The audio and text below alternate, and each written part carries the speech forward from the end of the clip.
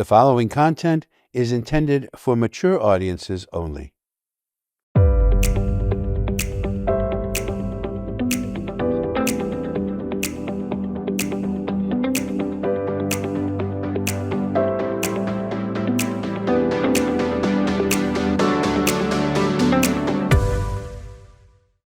Homeless men, women, families, even children are on the streets of so many of our cities and small towns today. It's a major problem facing American society. Almost everyone has passed a homeless individual and been asked for help, and maybe you gave them a food certificate or some money. What if you reached down to hand them some assistance, and as you did, you realized you were looking into the face of your own brother? We'll be speaking to Stuart Walden, who was almost in that situation. I'm Father David, and this is Friar Time. Let's get to it.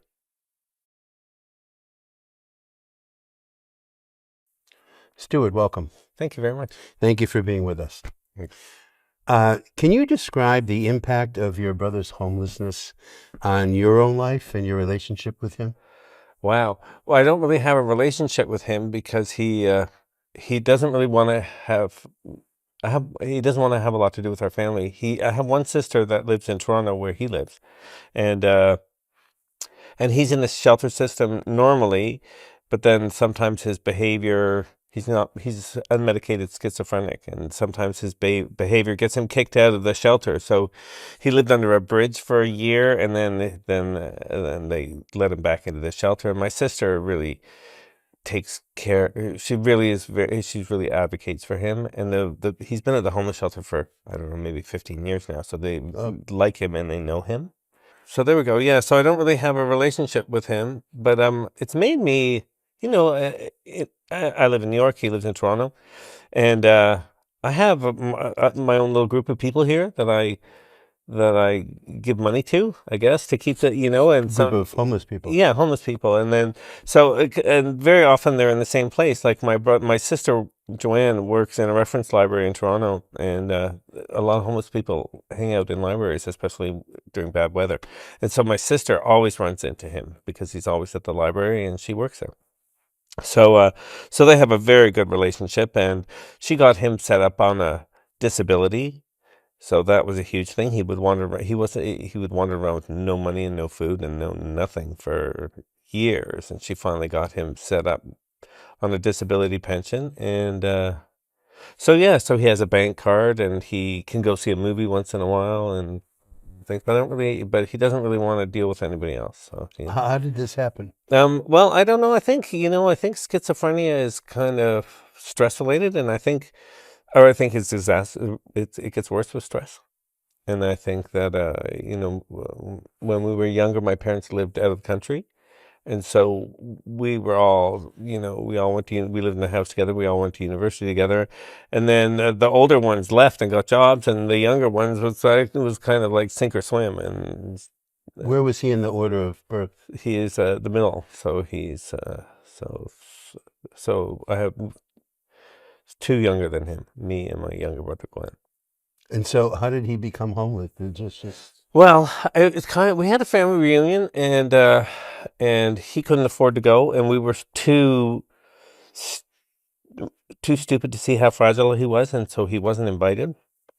And he stole my parents' car, and he drove it until it ran out of gas, and then he never communicated, and then it took us years to find out where he went, right?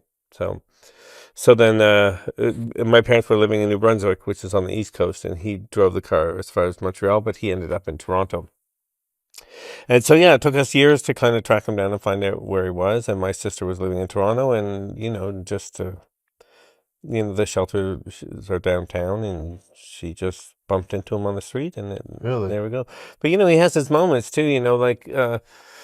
they have a really good relationship, but he has threatened to break every bone in her face, so he can be violent. He has episodes, yeah, for sure. And so she doesn't see him. If she goes to see him now, she always goes with her husband, or goes with someone as protection. Yeah. Yeah, yeah, it's sad. He's a beautiful man, and he's lovely, and he's smart, but he just this part of his life is totally out of control. I don't think he could ever hold a job. So he went from the not going to the family reunion, just gone into homelessness. Right, yeah, yeah. I think it was a trigger. I think obviously, he wasn't doing too well before that, and so he had gone to live with my parents, and we were all kind of we were all pretty thoughtless because we didn't really understand that he was unwell. We kind of thought he was a little bit lazy, and he did wasn't applying himself, and everybody in my family is a doctor and or an engineer, so pretty goal oriented, right? And pretty academic, right? Like pretty and so we couldn't really understand why he wasn't figuring it out. And so we were a little bit cruel, actually. And then, yeah, and unsupportive and horrible. And it had, I think, even my parents didn't realize, I think, what was going on. And yeah, by the time we realized what was going on, it was too late. And then he would, and then we would try to get him into a home. And he's not about that at all right now. But my sister's trying. She's got him a health card, and she's got him a disability pension, and he's got a heart problem, and but he'll go to the hospital, and Oh. so How old is he now? he's 2 years older than me, so 60. So, what would your feelings be when you see your brother on the? Let's say you, like your sister, bumped into him on the Yeah. street. Oh my gosh, so What if you happy. did? Well, so yeah. Well, she'll FaceTime once in a while when they're Uh-huh. together, or when they go for a coffee or something. And yeah, it's oh my gosh, it's like yes, it's like it's amazing. It's a lovely, I call most of my family. I call my sister every day, but I call, my other sister once a week, and I call my other brother twice a week, kind of thing. So we're in touch all the time. So yeah, so I would love to reconnect with him. I don't think he even, my mother died, but I guess my sister must have told him by now. What are what's your feeling would be if you saw him? Oh, I'd be so happy to see him. I think he would be happy to see me too. How long he would want to to sit and talk would be another question, but I think he'd be pretty happy to see me as Uh, well. Yeah, for sure, for sure. have you ever had any, let's say, disagreements or conflicts with your brother before this that might have been related to the homelessness N- situation? No, no, we just kind of had, family spats, really. Uh, Yeah, just my youngest brother and I were kind of spoiled, so when the resources got allocated for school, private schools and stuff, we got most of it, and it wasn't by we didn't we just went to expensive schools, and it wasn't by choice, but or well, I guess it was by choice, but I don't know. So we had little fights about the allocations of funds in my family when we mm, were younger, because some of the older ones they didn't go to school. They did, they went to public schools. uh, so, since your brother is homeless, has this done something in your life in terms of how you relate to the homeless? For sure, I like them and I talk to them. There's a woman that I take the when I'm coming into the city, I'll take the Williamsburg Bridge, and then I'll come up Clinton. And there's a woman that's there every day. And if I have $5, I'll give her $5. She had mini schnauzers when she was a child, and I have my dogs in the car always. So she'll come to the front window and she'll pet the dogs. And Hamilton really likes her. So, and they're all very nice to me. I've never had any altercations or anything with any of my little group. And then I had another guy that's on the entrance to Midtown Tunnel, and he had back surgery, and I haven't seen him since. I think he passed away. He wasn't doing very well, and he had cancer, and so there we go. But yeah, I have a little group of people that I see. Most of them hang out in the same places. So yeah, and I drive by them and give them a few dollars or a coffee or pet the dogs or have a talk. And yeah, I think I have a lot of time for those people. They just have some unfortunate circumstances, and certainly some unfortunate mental problems, and it's Hmm. sometimes getting those addressed is complicated. You approach these homeless people from your group, you say, Uh-huh. kind of on a one-to-one basis individually. Uh-huh. So it seems like, tell me a little about you. It looks like you're looking past the homelessness Yeah. kind of Well, I thing think you start to talk to them. And, well, there was a guy out here the other day. It was freezing cold. He didn't have his shoes on. He didn't have his socks. And I had, it was just after I hadn't unpacked my car since Christmas. So I had socks in the car, right? You get socks in your, as Christmas gift. So I gave him a pair of socks and he couldn't put them on. So we went into the telephone thing downstairs and we put the socks on and we put his shoes back on.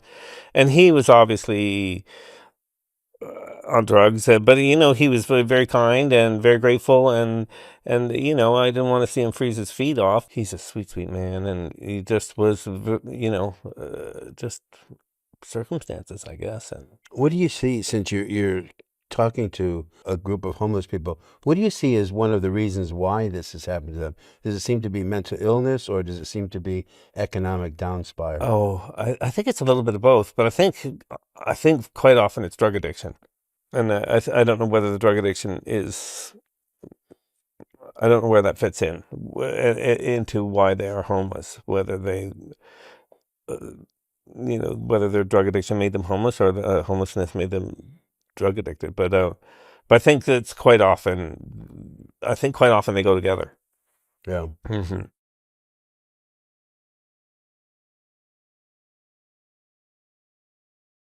Today, we are very privileged to have with us Kathleen Flanagan.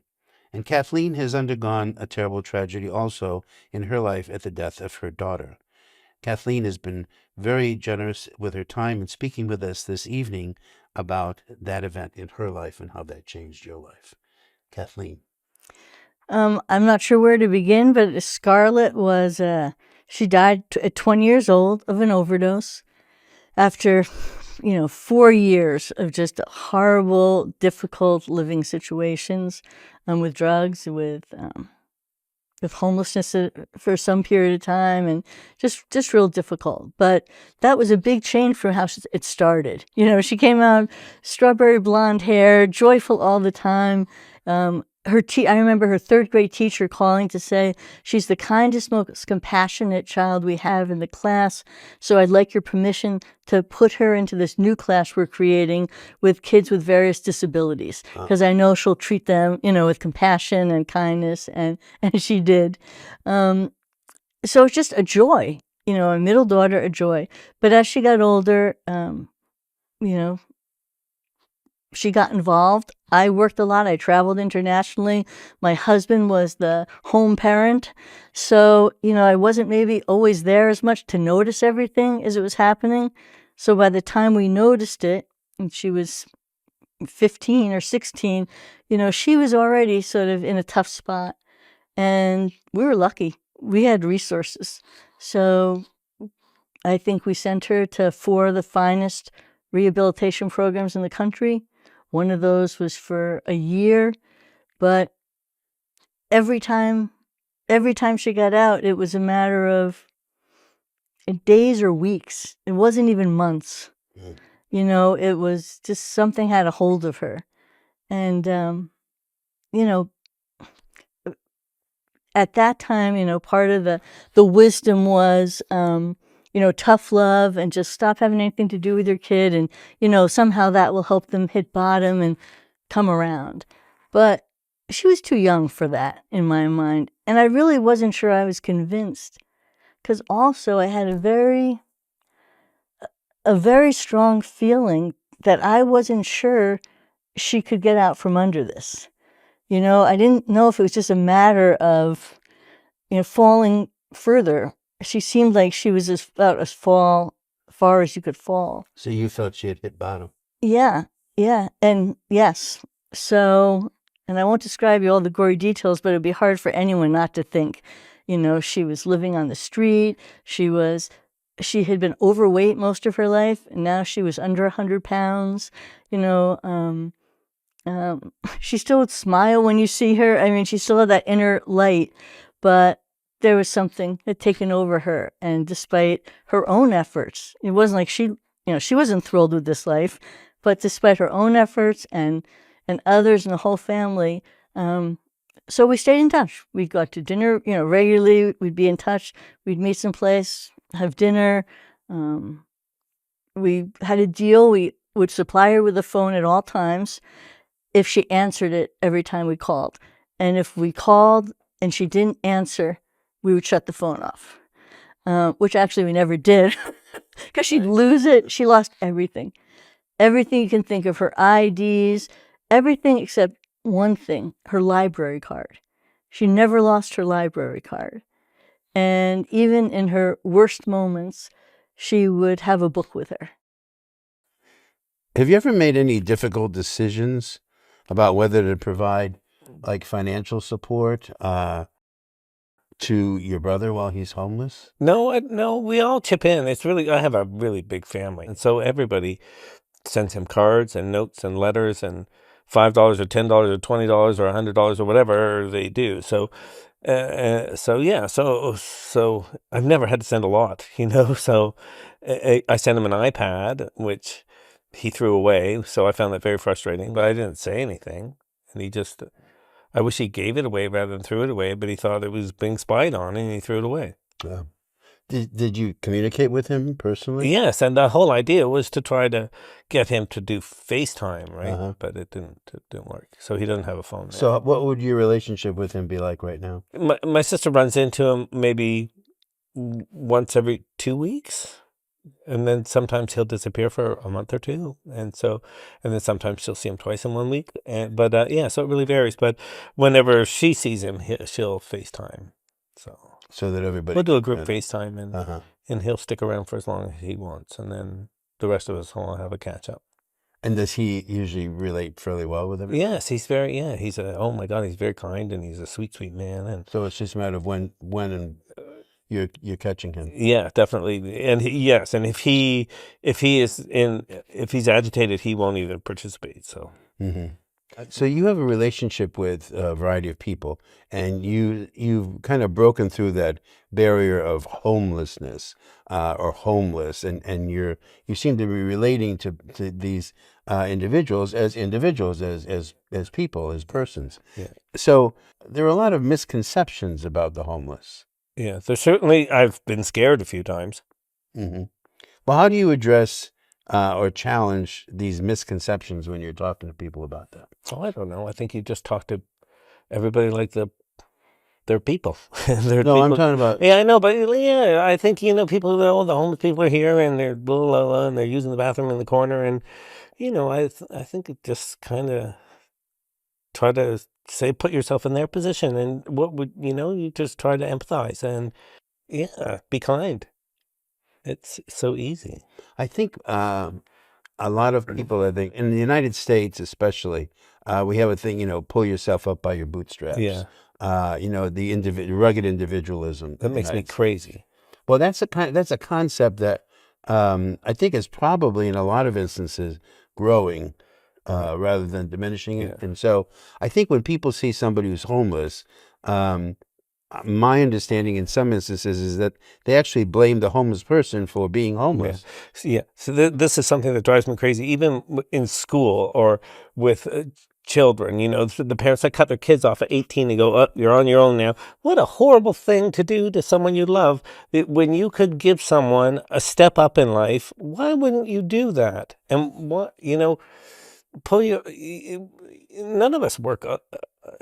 I know I have some friends that are very self-directed and knew what they were going to do from when they were like 6 and 7 and 8 years old. But most of us aren't like that, and we need a bit of time, and we need some help from the people around us. And just we're not all self-directed prodigies that can figure out everything on our own. Everybody, you need help. And why wouldn't you offer that help, or why wouldn't you give that help, or why wouldn't you take that help? I got to pull myself up my bootstraps. It's just a bunch of nonsense. But can you understand how somebody would say that? People feel that no, you work hard, you pull yourself up by your bootstraps, and you get out there and you work, and there's no reason why you should be homeless. Right. Yeah. I don't know. I guess I think circumstances change everything. But when you see your brother is homeless, that has to color you. I'd like him to be more capable, but he's not. So so you have to deal with what's in front of you, right? So yeah. So And what would you say to somebody who says that person is homeless, they should get a job?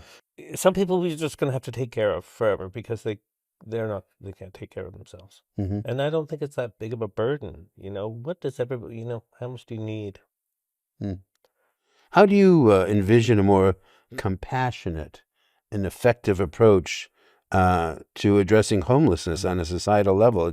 It's affecting everyone around the country. I think you have to have compassion for people and treat them like people. And there's some pretty scary people around this neighborhood, and I talk to them, and it's certainly not going to stop me from being around them or bringing them a sandwich or giving them a pair of socks or something. I don't know. I think some people aren't going to do well. Hmm. And I So think, you feel we should need to take care of them. yeah, and help them. Yeah, like, yeah, drugs are a huge, huge problem. People live for drugs. And it's, when you get to that stage, maybe heroin is the better choice for them. They think heroin is the better choice. And yeah, there's a lot of work to do to help those people. I don't even know where we would start. My husband, who might have been my ex-husband by then, was going to Florida to visit his sister. And I told you he kept in touch with her, so he called me and said, I've been texting Scarlett the last couple of days and she hasn't answered. And I thought, probably she lost her phone again for the, 1900th time. And so I texted her, and because she liked to read, I told her, hey, I'm going to bring you some books tomorrow and where we could meet. And at that time, things were so bad, and I had just come from a silent retreat, and I was just sure she was going to die in the back alley somewhere. So I called my husband and I said, look, I know we said we wouldn't do this, but we've got to get her a place to live. She has to live indoors.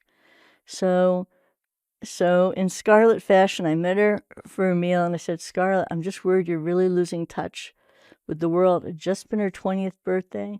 We went out for hamburgers with her, and she was saying things like, I'm going to get a job next week, and I'm going to go to school, and these things that were totally impossible for her, so far beyond what was possible.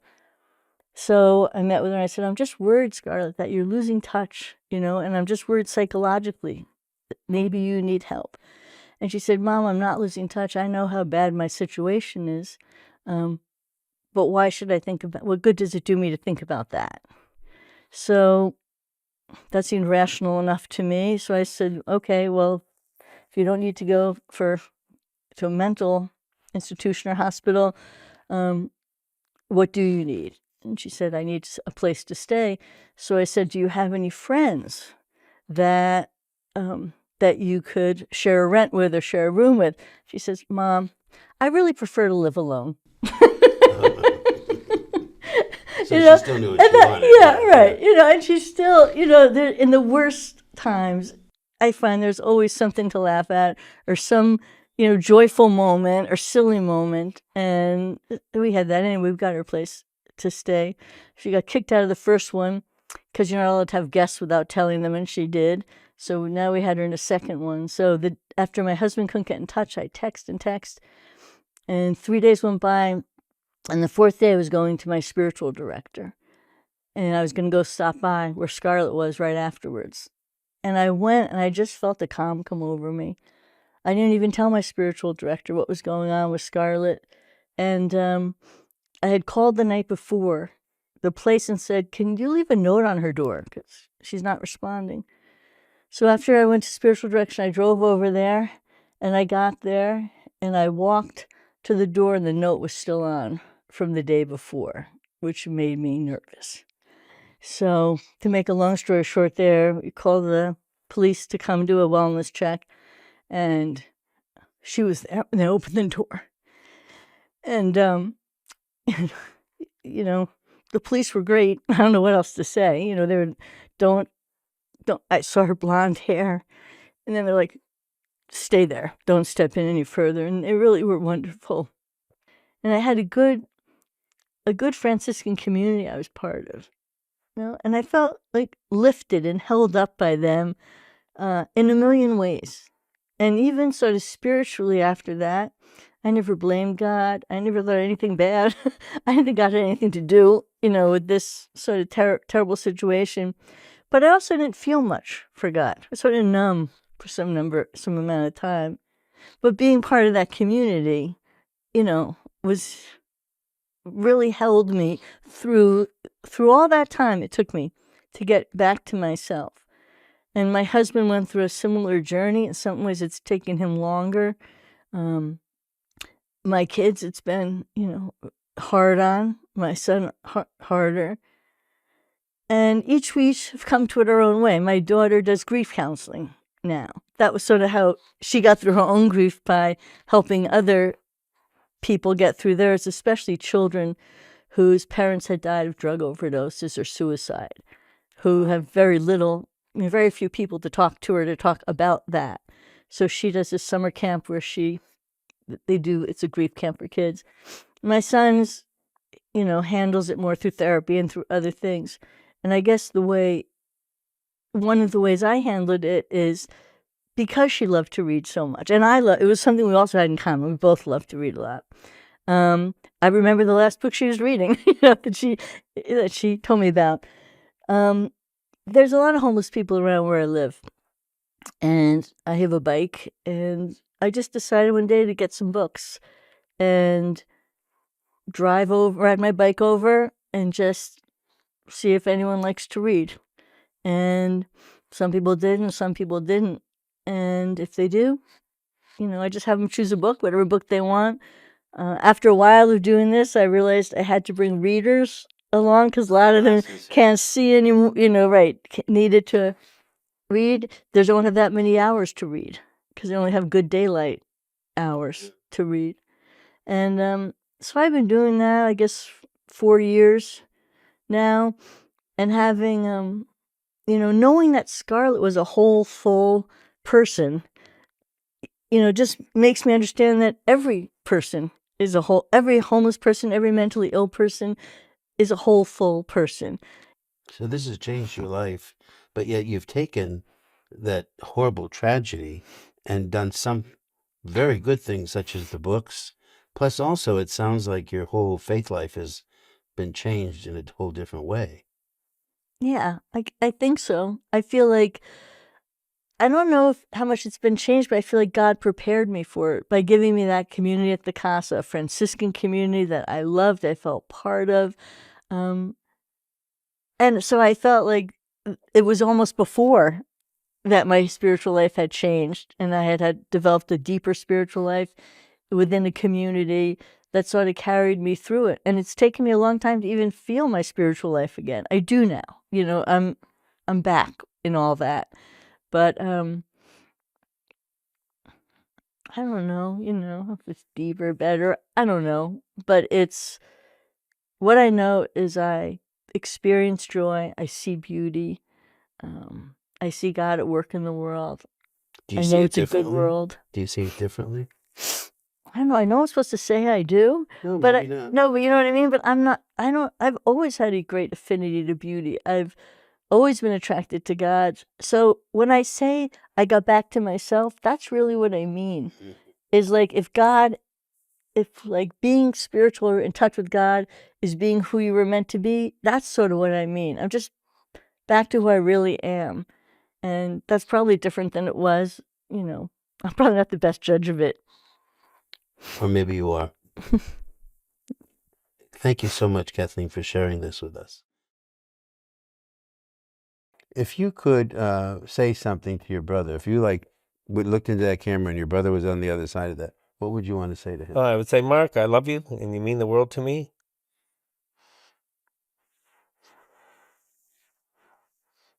Thank you, Stu. Thank you. That was Friar Time.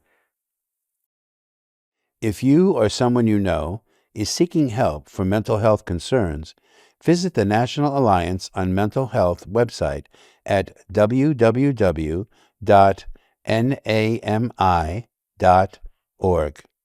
or call 800 950-6264.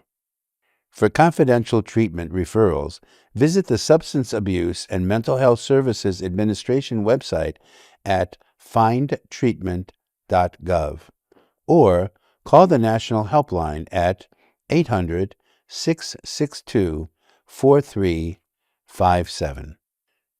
In an emergency, contact the National Suicide Prevention Lifeline at 800-273-8255 or call 911.